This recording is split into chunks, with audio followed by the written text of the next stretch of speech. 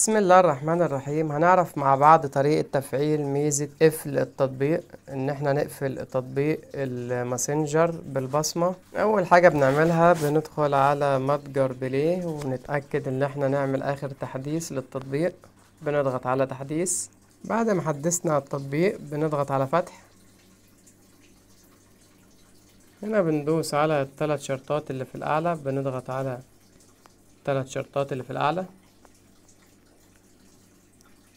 وبنضغط على علامة الترس،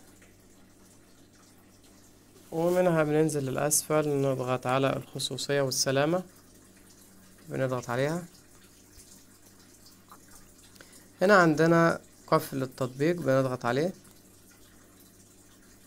هنا بنفعل خيار البصمة، بنعمل لها تفعيل. هنا زي ما احنا شايفين قفل التطبيق، مجرد ما نفعل الخيار دوت، مجرد ما نعملها باللون الأزرق كده بتفعل معانا بصمة الوجه. التطبيق يفتح معانا على طول أول ما يشوف وجهك، بدون ما يشوف وجهك مش هيفتح معاك. دي طريقة تفعيل بصمة الوجه على تطبيق الماسنجر.